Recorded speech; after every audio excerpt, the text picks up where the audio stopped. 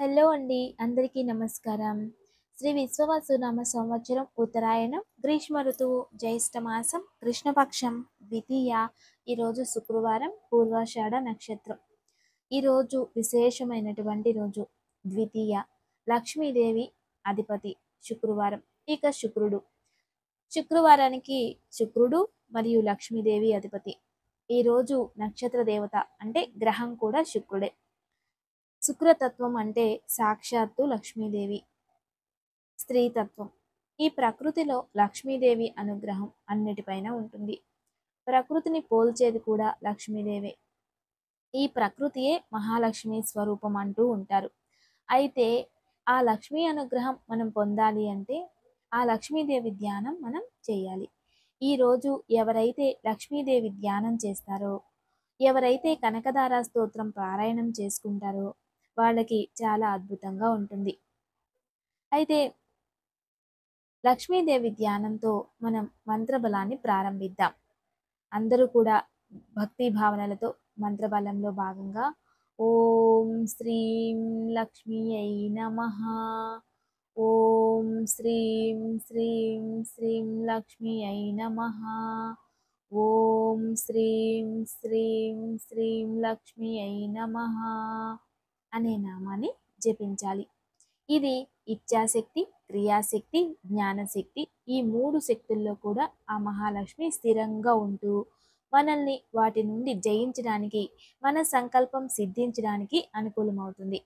ఈరోజు ఎవరైతే లక్ష్మీదేవి ధ్యానం చేస్తారో వాళ్ళకి ఎటువంటి దారిద్ర్యం ఉన్నా, ఈ ఇచ్ఛాశక్తిలో, క్రియాశక్తిలో, జ్ఞానశక్తిలో దేనిలో వాళ్ళకి చంచలత్వం ఉన్నా కూడా వాటిని తొలగించి స్థిరత్వాన్ని ఆ అమ్మవారు అందిస్తుంది.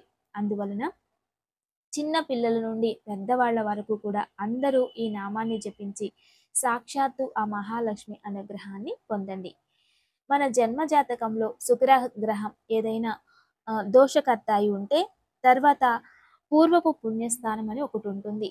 ఆ పూర్వపుణ్య స్థానం అంటే పంచమ స్థానం. అక్కడ పాపగ్రహాలు కానీ ఏదో పూర్వపు పుణ్య స్థానాధిపతి నీచ స్థానం ఉండి శుక్రుడు బాగాలేదు, కుజుడు బాగాలేదు అన్నప్పుడు వెనుక జన్మ నుండి స్త్రీ శాపాన్ని వీళ్ళు మోసుకొచ్చి ఉంటారు. అంటే అక్కడి నుండి తీసుకొచ్చి ఉంటారు ఆ పాపాన్ని. ఆ వెనుక జన్మలో ఏదో ఒక పాపం జరిగింది అని అర్థం. ఆ కర్మ వల్ల ఈ జన్మలో వాళ్ళకి స్త్రీ సుఖం అనేది ఉండదు. స్త్రీ సుఖము అంటే ఏంటి అంటే అమ్మ నుంచి విడిపోతారు. అంటే సాక్షాత్తు తల్లి నుండి దూషితులవుతారు. పుత్రులు కానీ పుత్రికలు కానీ తదుపరి సోదరీమణి అంటే మన తోడబుట్టిన వాళ్ళు ఉంటే వాళ్ళ నుండి కూడా మనకి వైరత్వం రావడం, అంటే వాళ్ళ నుండి అపవాదాలు రావడం, వాళ్ళ నుంచి మానసికంగా క్షోభ అనుభవించడం జరుగుతుంది. తర్వాత వివాహమైన తర్వాత కూడా సొంత భార్య నుండి కూడా నిందితుడవుతాడు, లేదా సుఖం లేకుండా అయిపోతుంది. అంటే ఇటువంటి దోష జాతకంలో ఉన్నప్పుడు ఖచ్చితంగా స్త్రీ నుండి ఎల్లప్పుడూ శోకిస్తూనే ఉంటాడు ఏదో విధానంగా. ఇటువంటి నక్షత్రము తిథి కలిసినప్పుడు మనం ఏదైనా ఇటువంటి చిన్న చిన్న పరిష్కారాలు చేయడం వలన ఎంతో పెద్ద పుణ్యఫలం మనకి ప్రాప్తిస్తుంది. అందుకే ఈరోజు అందరూ కూడా ఈ అద్భుతమైన మంత్రాన్ని జపించండి. ఈ మంత్రము కొన్ని పుస్తకాలలో దొరుకుతాయి, లేదంటే మీరు ఏదైనా ఒక ఆన్లైన్లో కావచ్చు, ఇటువంటి చోట ఎక్కడైనా పుస్తకాలలో ఉంటాయి. కొన్ని రహస్యంగా ఉంచేస్తారు. ఎందుకంటే కొన్ని ఉపనిషత్తులు కావచ్చు, గ్రంథాలు కావచ్చు, కొన్ని తాంత్రిక పుస్తకాలు అవి తెలుగు లాంగ్వేజ్కి ఇంకా రాలేదు. అయితే కొన్ని గ్రంథాలలో చాలా చక్కగా చేసిన గ్రంథాలు కూడా ఉంటాయి. ఆ గ్రంథాలలో పాతక నాశిని స్తోత్రము అని ఉంటుంది. ఈ పాతక నాశిని స్తోత్రం చాలా శక్తివంతమైనది. బ్రహ్మ పాతక నాశిని స్తోత్రము. ఇది సాక్షాత్ బ్రహ్మదేవుడే ఉపదేశించాడు అని ఉంటుంది. అటువంటి పాతక నాశిని స్తోత్రాన్ని ఈరోజు రాహుకాలం 10:30 నుండి 12 గంటల మధ్యకాలంలో మహాలక్ష్మి విగ్రహం కానీ లేదా ఫోటో కానీ ఉంటుంది కదా, అక్కడ కూర్చుని అమ్మవారి ముందు 2 నెయ్యి దీపాలు వెలిగించి యథాశక్తి పూజించి మన ఇంట్లో ఏది నైవేద్యం ఉంటుందో అది నైవేద్యం చేసి ఈ యొక్క పాతక నాశిని స్తోత్రాన్ని పారాయణం చేయాలి. చేసిన తర్వాత దగ్గరలో ఎక్కడైనా గోమాత ఉంటే వెళ్ళి మీ చేతుల నుండి ఏదైనా తినిపించండి. అది కాలేదు అన్నప్పుడు గోవుకి ప్రదక్షిణ చేయండి. అది కూడా వీలు కాలేదు అనుకున్నప్పుడు ఇంట్లోనే గోమాత విగ్రహం ఉంటే పూజించి కామధేను అంటూ స్తుతి చేసి గో సూక్తము అనేది ఉంటుంది. అది పారాయణం చేసుకోవచ్చు. అది కూడా కుదరనప్పుడు గో పంచకము అని కూడా ఉంటుంది. గో అష్టకం అని కూడా ఉంటుంది. దాన్ని పారాయణం చేసుకున్న ప్రతిఫలం మంచిగా ఉంటుంది. ఈరోజు ఉదయం 10:30 నుండి 12 గంటల మధ్యలోనే ఇది ఆచరించాలి. లేదు అంటే సాయంత్రం లోపు దగ్గరలో ఎక్కడైనా లక్ష్మీదేవి ఆలయానికి వెళ్ళి 2 నెయ్యి దీపాలు వెలిగించి వస్తే ఖచ్చితంగా మీ జన్మ జాతకంలో స్త్రీలకి కావచ్చు, పురుషులకి కావచ్చు ఇటువంటి శుక్ర శాపము అంటే స్త్రీ శాపం ఉంటే కనీసం ఆ శాపం ఎంత పరిణామంలో ఉన్నా కూడా కాస్తైనా తగ్గుతుంది. కాబట్టి దీన్ని అందరూ గుర్తుంచుకొని చేసుకుంటాం చాలా మంచిది. మన జీవితంలో దోషాలు ఎంతో మందికి ఉంటాయి. ఒక్కొక్కరికి ఒక్కొక్క రకమైన దోషం ఉంటుంది. దోషం లేని వారు ఎవ్వరు ఉండరు. అయితే ఏ దోషం లేదు, వీళ్ళ జాతకం చాలా బావుంది, అన్ని సుఖాలు, అన్ని సంపదలు, అన్ని రకాలుగా అన్నీ బావున్నాయి అంటే ఇక వాళ్ళకి ఆయుష్ ఉండదు. ఇది ఆలోచించాలి. అంటే ఏ జాతకంలోనైనా ఏదో ఒక సంకటం ఉంటేనే దాన్ని అనుభవించడానికి, ఆ కర్మని తగ్గించుకోవడానికి ఖచ్చితంగా అతని ఆయుష్ పూర్ణంగా ఉంటుంది.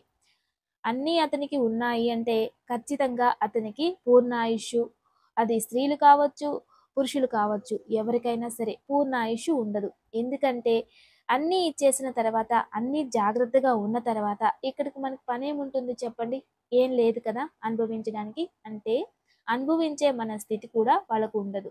అన్నింటినీ జయించేశారు. ఇక వాళ్ళకి మోక్షమే. అందుకే అన్నీ వచ్చేస్తాయి. ఏదో వెనుక జన్మ కర్మఫలం ఉంటే దాన్ని అనుభవించడానికన్నా ఆయుష్ అనేది ఉంటుంది.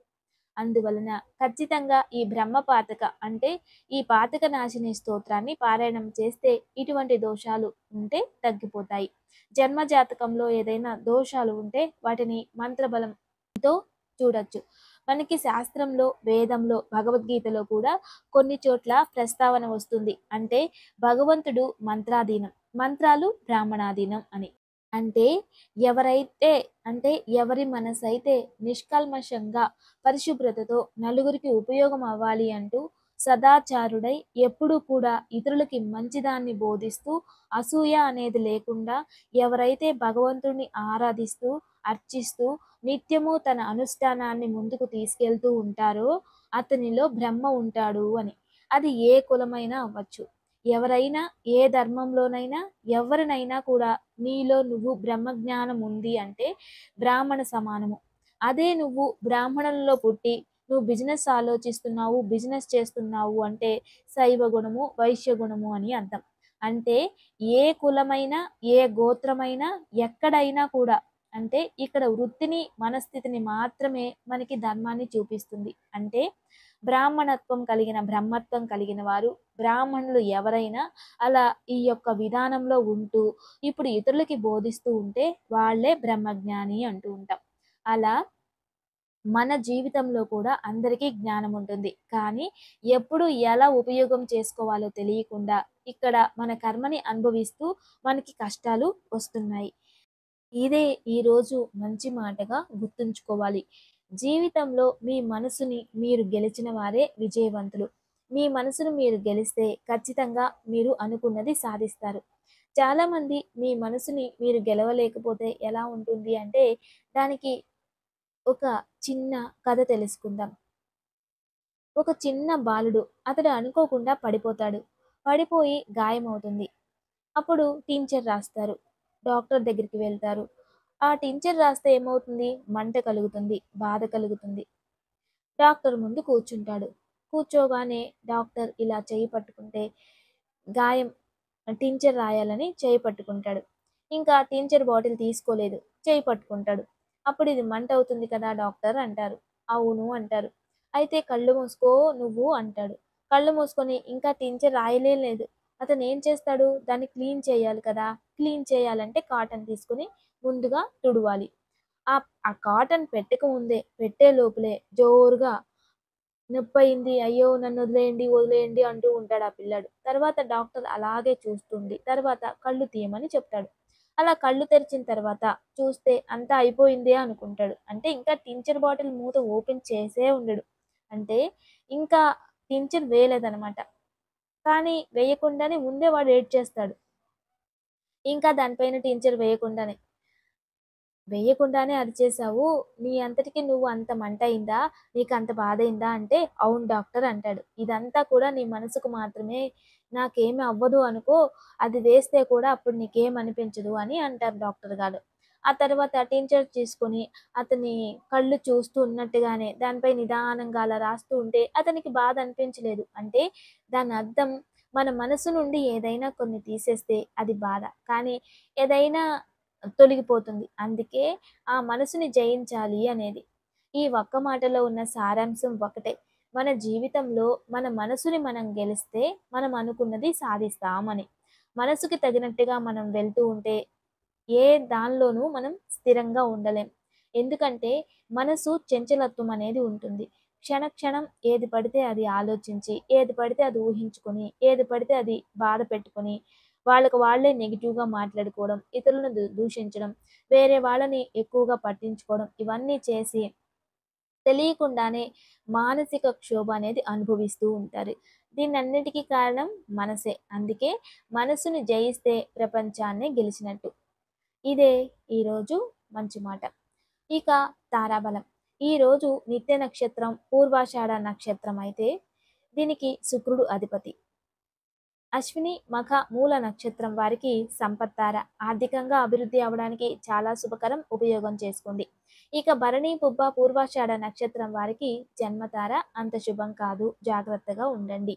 ఈ కృతిక, ఉత్తరాషాఢ వారికి ఈ రోజు పరమమిత్ర తార. అత్యంత శుభకరమైన రోజు. ఉపయోగం చేసుకోండి. రోహిణి, హస్త, శ్రవణ నక్షత్రం వారికి మిత్రతార. మీకు కూడా శుభంగానే ఉంటుంది. ఉపయోగం చేసుకోండి. మృగశిర, చిత్త, ధనిష్ట నక్షత్రం వారికి నైదన తార. ఇదంత శుభం కాదు. జాగ్రత్త వహించండి. ఇక ఆరుద్ర, స్వాతి, శతభిష నక్షత్రం వారికి ఈరోజు సాధక తార. ప్రయత్నించండి. ప్రతిఫలం ఉంటుంది. పునర్వసు, విశాఖ, పూర్వభాద్ర నక్షత్రం వారికి ప్రత్యక్ తార. ఇదంత శుభం కాదు. జాగ్రత్త వహించడం చాలా మంచిది. పుష్య, అనురాధ, ఉత్తరాభాద్ర నక్షత్రం వారికి క్షేమతార. ఈరోజు అత్యంత శుభకరమైన రోజు. ఉపయోగం చేసుకోండి.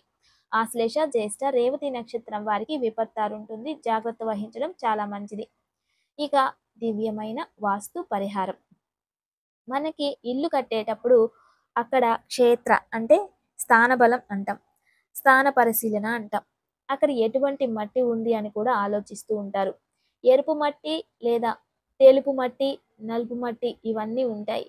ఇవన్నీ చూస్తూ ఉంటారు. అంటే వాటిలో కూడా గుణాలని చూస్తారు అని అర్థం. అయితే ఎవరికి ఎటువంటి పునాది అంటే ఈ బునాది తీసేటప్పుడు ఆ భూమి కింద ఎటువంటి రంగు మట్టి ఉంటుంది అనే దానికి కూడా ఈ జ్యోతిష్య శాస్త్రంలో రాశి తత్వంలో విభజించారు. ప్రతి ఒక్క రాశికి కూడా ఒక తత్వము అనేది ఉంటుంది. అటువంటి తత్వము, అటువంటి వర్ణము అనేది ఉంటుంది. ఆ వర్ణానికి తగినట్టుగా ఆ భూమి ఉంటే వాళ్ళకి బాగా కలిసొస్తుంది అని అర్థం. మట్టిలో వర్ణాలు ఉన్నాయా అని అనుకుంటూ ఉంటారు. అయితే ఖచ్చితంగా ఉన్నాయి. వర్ణాలు బంకమట్టి అంటారు, నల్లమట్టి అంటారు, ఎర్రమట్టి అంటారు, తర్వాత తెల్లమట్టి అని కూడా అంటూ ఉంటారు. ప్రతి చోట తనతనే కానీ ఒక్కొక్క దాంట్లో ఒక్కొక్క రకమైన వ్యవసాయం పండించగలరు. వేరే వ్యవసాయాన్ని పండించలేరు. అంటే ఆ భూమిని బట్టి ఏం పండుతుందో అదే పండించగలరు. ఆ మట్టికి తగినట్టుగానే పండిస్తారు. అంటే వర్ణాలు ఉన్నాయనే కదా అర్థం. అదే విధానంగా ఇల్లు కట్టేటప్పుడు కూడా వర్ణాలనేవి ఉంటాయి. రాశిలో కూడా వర్ణకూటం అనేది ఉంటుంది. ఆ వర్ణానికి తగినట్టుగా ఆ ఇల్లు కట్టుకోవడానికి వాస్తు శాస్త్రంలో ఉంటుంది. కానీ దాని ప్రకారం చాలామంది కట్టట్లేదు. ఎందుకంటే ఎక్కడ వర్ణాన్ని చూసి ఇల్లు కొనడానికి అవుతుంది చెప్పండి? భూమిని చూసి కొనలేం కదా! దాని వలన ఎక్కడో అడవిలో ఉంటుంది మంచి వర్ణం భూమి. అక్కడికి వెళ్ళి కట్టుకోండి అంటే కట్టుకోలేరు. దానికి అవ్వదు కదా! అలా వర్ణ దోషం అనేది కూడా ఈ కాలంలో చాలా ఉన్నాయి. ఎందుకంటే వాస్తు ప్రకారం ఇల్లు బావుంది. మంచి ముహూర్తంలో గృహప్రవేశం చేశారు. డబ్బులు, అప్పులు లేకుండా ఇల్లు కట్టారు. అంతా బావుంది. ఆ ఇంట్లో మాత్రం వాళ్ళకి ప్రశాంతత ఉండదు. ఏదో తెలియని బాధ, ఏదో తెలియని శోకం. ఎప్పుడు నిరుత్సాహంగా ఉండడం, ఒకరయ్యాక ఒకరు ఇంట్లో హెల్త్ ఇష్యూస్ వస్తూ ఉండడం, ఇలా ఏదో విధానంగా ఆ ఇంటి యజమానికి శోకం అనుభవిస్తూ ఉంటుంది. అటువంటి సమయంలో ఇంకేం చేయలేం. కాబట్టి ఒకటే ఆధారం. దీనికి ఒక శ్రీవాస్తు యంత్రాన్ని ఇంట్లో తగిలించుకోవడం వలన, దాన్ని ఇంట్లో పెట్టడం వలన ఒక డివైన్ ఎనర్జీని అది అధికంగా ఉత్పాదన చేసి, ఆ ఒక గ్రావిటేషన్ ఎనర్జీ పైన ప్రభావం చూపించి, మరియు మన శరీరం పైన, సప్తచక్రాల పైన ప్రభావం చూపించి, కాస్త ప్రశాంతతని అది అందిస్తూ ఉంటుంది. అప్పుడు ఆ డివైన్ ఎనర్జీ అంటే ఆ కాస్మిక్ ఎనర్జీ వలన అక్కడున్న వర్ణ దోషం తగ్గిపోతుంది. ఇక దివ్య పూజ.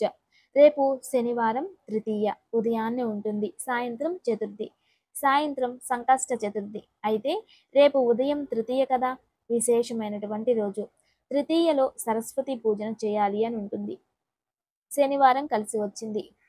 ఎవరికైతే చెడు వ్యసనాలు, చెడు గుణాలు, చెడు ఆలోచనలు అధికంగా ఉండి, దేవుడి దగ్గరికి వెళ్ళినా, ఎక్కడికి వెళ్ళినా చెడే అడ్డొస్తుంది. చెడు కలలొస్తూ ఉంటాయి.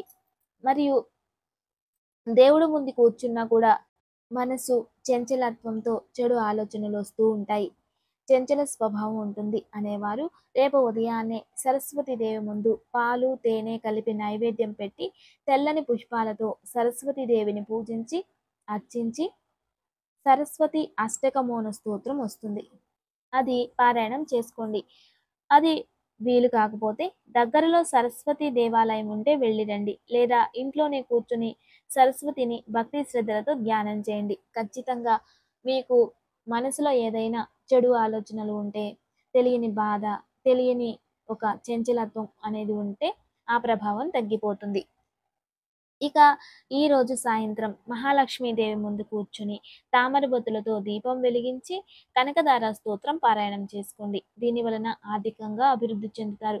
అంతేకాదు కనకదార స్తోత్రం పారాయణం చేస్తే మనకు ఆర్థిక సమస్య దేనివల్ల వస్తుందో, అంటే ఉద్యోగం లేని దాని వల్ల, కష్టపడిన ప్రతిఫలం లే దాని వలన, అంటే ఉద్యోగస్తులకి ఉద్యోగంలో అభివృద్ధి, ఉద్యోగం లేని వారికి ఉద్యోగం కూడా లభిస్తుంది.